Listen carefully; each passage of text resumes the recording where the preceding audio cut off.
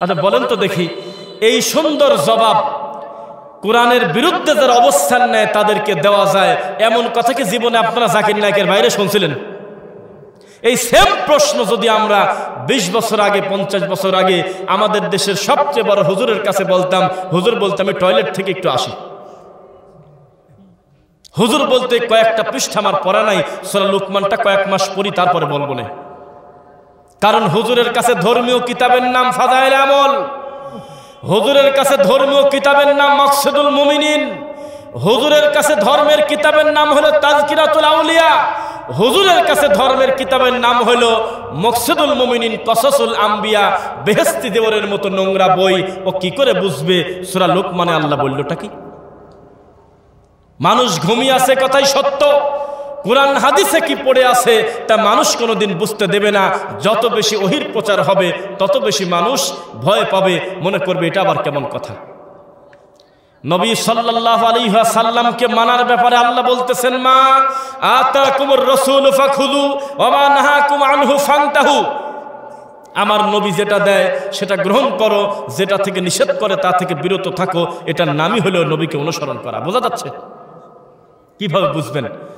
আপনি তো পীরের মুরিদ, ওদিকে শরীফ হয়ে যাচ্ছে শরীফা, এ খেয়াল আছে আপনার? আপনি তো সকালে 1000 বার ইল্লাল্লাহ আর রাত্রে 1000 বার কুক কুক করে ওঠেন, অথচ ওই দিকে একটা ছেলে মানুষ দাবি করতেছে আমি কিভাবে জানি মহিলা হয়ে গেছি। নাউজুবিল্লাহ। আর এই কুলাঙ্গারদের ব্যাপারে কথা বলার কারণে আমার একজন ভাইয়ের চাকরি পর্যন্ত চলে গেল, এটা রানিং চাকরি। ফোন করে বলতেছে আপনি এদের পক্ষ নিয়ে বিরোধিতা করেছেন কেন, আগামীকাল থেকে অফিসে আসেন না। দেখেছেন আপনারা? দেখেছেন? কোথায় খানকা বাবা, কোথায় জিলাপি বাবা, কোথায় দরবেশ বাবা, কোথায় এই পীর মুরিদের গল্প কাণ্ড কারখানা? তারা তাদের ঘর থেকে বের হচ্ছে না কেন? সত্য প্রচার করে না কেন? ছেলে মেয়ে, মেয়ে ছেলের বেশ ধারণ করলে সে কোথায় যাবে বলেন? জাহান্নামে যাবে। নাম একটা দিয়েছে তৃতীয় লিঙ্গ। তৃতীয় লিঙ্গ কিসের আবার? জন্মগতভাবে যার এই সমস্যা আছে, জেনেটিক সমস্যা যার আছে, ও যদি পুরুষের আকৃতিতে হয়, পুরুষের মতো ধরন হয়, তার নামাজ, তার চলাফেরা সব পুরুষের মতো হবে, এটা শরীয়তের হুকুম।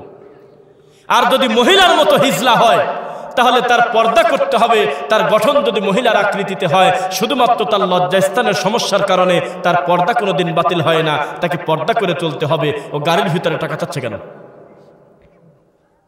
আর এই সুযোগটা কাজে লাগিয়ে ট্রান্সজেন্ডারের নামে, ট্রান্সজেন্ডারের নামে, লিঙ্গ পরিবর্তনের নামে আমাদের দেশের কিছু কুলাঙ্গার তারা ওদের পক্ষ নিচ্ছে।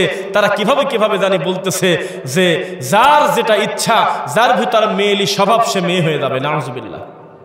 সপ্তম শ্রেণীর সমাজ ও ইতিহাস বিজ্ঞান এরকম বইতে এইটা আছে, এখনো পর্যন্ত লেখা, শরীফ থেকে শরীফ হওয়ার গল্প। আস্তাগফিরুল্লাহ। এ জাতির ক্যান্সার না? লূত আলাইহিস সালামের জাতির কথা কি জাতি ভুলে গেছে? সমকামীকে ধরা পড়লে দুটাকেই মেরে দিতে হবে, বোঝে না সে? এটা কত বড় পাপ। এটা কেন করতেছে সেটা আমরা জানি। জাগতিক কিছু লোচ্ছামি করার জন্য নিচ্ছে। কারণ ক্লাসের যেই ছেলেটা মেয়েলি স্বভাবের, মেয়েরা তার সাথে খুব মেশে। কেন ও আর আমরা তো একই। একটা সুস্থ ব্যক্তিত্ববান পুরুষ সে যদি একটু শীষ দেয়, একটা মেয়েকে যদি একটু শীষ দেয় তো প্রিন্সিপালের কাছে বিচার দেয়। আর এই মেয়েলি মাগিয়ে বলেন আপনারা যাকে, এবার বলা ঠিক হলো কিনা, এই মহিলা জাতের মতো অ্যাক্টিং করে অথচ সে পুরুষ। এই ছেলে যদি গায়ে হাত দেয় তাও মেয়েরা হাসে আর বলে যে ও তো ওই রকমই না। ধর্ম কি পাগল হয়েছে নাকি? যা মনে ছিল সেটা বলে দিলে। তবে এনটিভিতে আজকে দেখলাম যে এটার ব্যাপারে নাকি নোটিশ জারি হয়েছে, অচিরেই নাকি একটা বৈঠক করে এর একটা সমাধান হবে। আমরা আশাবাদী, বলেন ইনশাআল্লাহ। তবে আশাবাদী হলেও আমাদেরকে তাদের বাড়তে দেওয়া যাবে না, আশেপাশে যাতে এইরকম পরিস্থিতি আর না হয়। ছেলে মানুষের এক পাশের চুল লাল, এক পাশের চুল সাদা, বয়স হলো 17 বছর। নাই না? এক পাশে মাথাটা নেড়া করছে আর এক পাশে চুল হলো মেয়ে মানুষের মতো বড় বড়। ছেলে মানুষ ছোটে লিপস্টিক নেয়, দেখছে না? আরে ভ্যাজলিন আছে, ভ্যাজলিন নেন না আপনারা? আমি একটা ভ্যাজলিন কিনতে গেছি, ভ্যাজলিন বলতেছে যে লাল কালারেরটা দেব না সরাসরি ভ্যাজলিন দেব। মানে বলতেছে খুব বেশি টকটকা লাল হবে না, তবে হালকা গোলাপি কালারের হবে। ছেলে মানুষের জন্য এখন রঙিনটা পাওয়া যাচ্ছে। কোন পাগলের পাগল? মেয়েদেরকে বললো টাকনো ঢেকে কাপড় পরো, পা থেকে মাথা পর্যন্ত ঢেকে রাখো। হাতের কবজি আর মুখমণ্ডলের ব্যাপারে কথাবার্তা বললেও মহিলা মানেই হলো পর্দায় রাখার জিনিস, আর পুরুষকে বলা হলো টাকনোর উপরে পরো। পুরুষ এখন পরে টাকনো ঢেকে, মহিলা দিনদের উপরের দিকে উঠতেছে। কে কার কথা শোনে?